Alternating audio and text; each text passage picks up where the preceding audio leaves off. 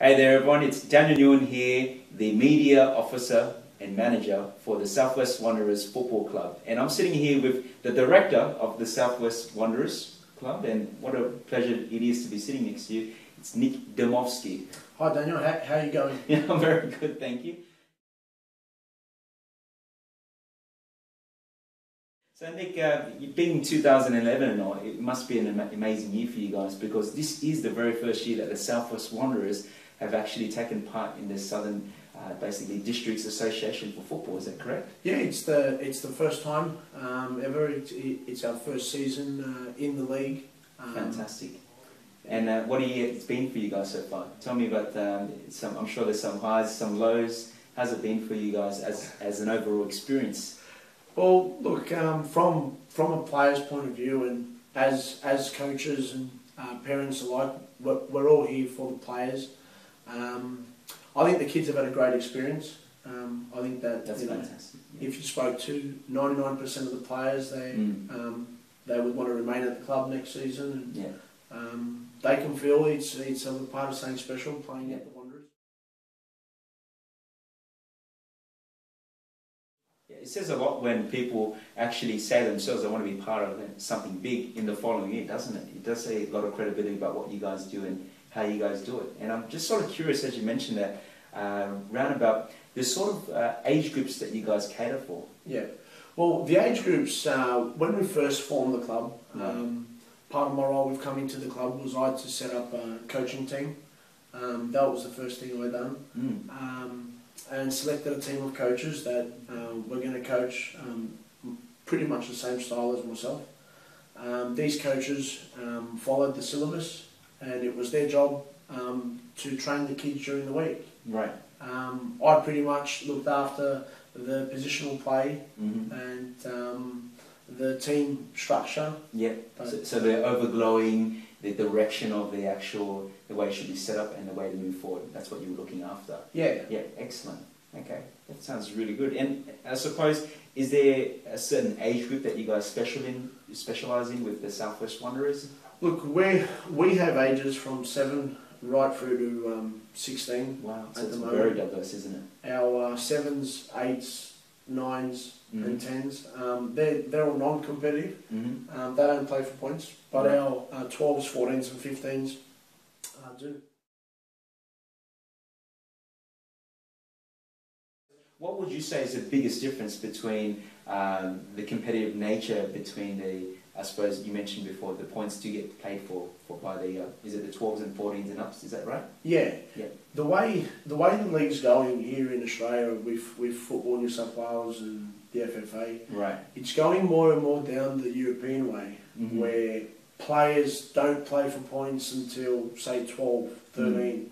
The reason, Daniel, is because they want to give kids an opportunity to develop, right, and they want to give coaches an opportunity to develop players. Excellent. Okay, so I guess it sort of makes sense for someone like myself if I was to start out, and I'm obviously a very good soccer player in the sevens. It doesn't really put much pressure on me to perform so much to speak, but rather to really enjoy the experience, and gives people the opportunity to comfortably grow in a safe environment. Yeah. Is that what the aim is? Yeah, it takes away the pressures of winning and losing in the younger ages, and they're our grassroots. You know, they're our stars of tomorrow. Absolutely, that's where the future lays. Absolutely, and it's fantastic to see that the Australian, I suppose, clubs are embracing this movement, aren't they?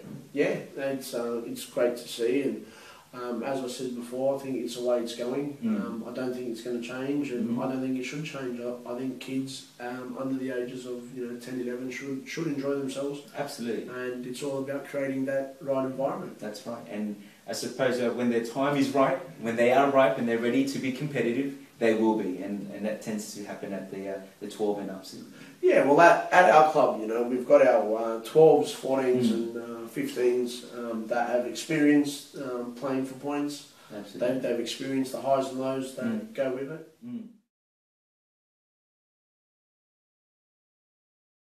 Oh, great. And you did mention something about the semi-finals for the 12s and the 14s. Yeah, it's exciting times.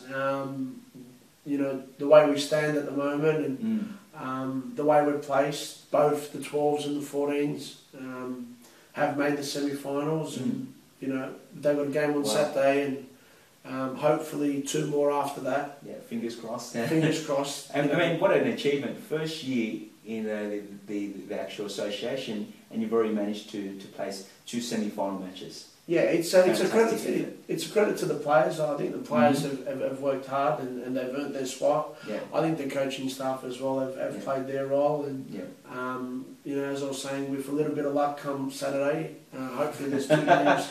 So if you watch Nick at the match, he will be crossing his legs. Nah. I know you mentioned to me the other time when we were chatting about attitude and I suppose the players need to have self-discipline to achieve results. What would you say is, I suppose, your method on creating a culture where players are encouraged to have that positive attitude and encouraged to set goals for themselves? Look, I think that's a good question, and quite simply at the club. When players arrive through the gates, they know they're here to work hard. Yeah. We got no room at the club for players that want to take shortcuts, for players that don't want to be footballers. There's absolutely no place for them. Kids know that, you know, you can wear an earring, you can speak with your girlfriend after training, you can have your iPod in after training. But before training, when you come to the gates and when you walk through, quite simply, in the house we've built, there's no room for anyone that's not prepared to work hard. And it's about creating that family culture where everyone's got to pull their weight. It's not a one-man band. It's actually a team. It's a team. It's a team. And sometimes when we're coaching young players or young men, if we don't mentor them and we don't put the right values in place, we fail them. And kids come from all different backgrounds. They all come from different upbringings. Right. And when they come to the Wanderers club, they're all even. Yeah.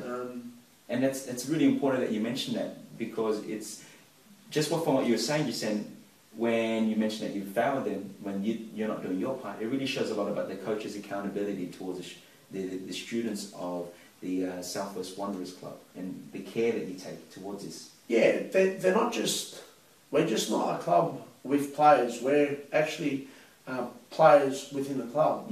By that I mean, we always look after the players first. Absolutely. And the club's virtually second to it. You know, we want to be in a position where kids can come in at the club at say 10, 11, and as they go through their teenage years, when they leave the club, they've got the right values in them. Yeah, absolutely. And that's what makes the difference at the end of the day. I mean, besides the skill sets that you're learning, attitude, would you say, play a big part in the game? That makes the difference, not only whilst they're playing, but I think in later years as well. You know, when they grow up and become young men, and they go into the workforce or they go into different career opportunities. Even if they make it as a footballer, let's face it, you're retired at 34, 35, and life doesn't end there. So by installing the right values in players, we prepare them for young adults. And would you say that's, I suppose, part of the club's philosophy and secret to running such a successful club in your very first year alone? It's about getting the values and the grassroots values right there. It's not just about football that we're playing here, it's about life skills that you can take with you wherever you go in life. Definitely. So I'm one of these coaches that coaches for the players. You can speak to my players and you know, they'll tell you the same. You know, I know there's players there in the 14s and the 15s and the 12s. Absolutely.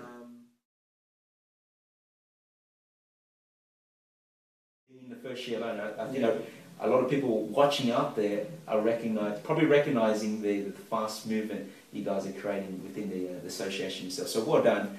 And I suppose that everyone's sort of watching and thinking, well, look, it is your first year only, and you've been able to achieve a fair amount in such a relatively short time. What is the way forward for the Southwest Wanderers? Well, look, in terms of what we're trying to do at the club, it's only our first year. Yes, you know, we're looking to expand and have more teams. At the moment, our 7s, 8s, 9s and 10s are all graded high, so they're playing the highest level they can. Fantastic. We've got our 12s, 14s and 15s, and they're all in Division 1 as well.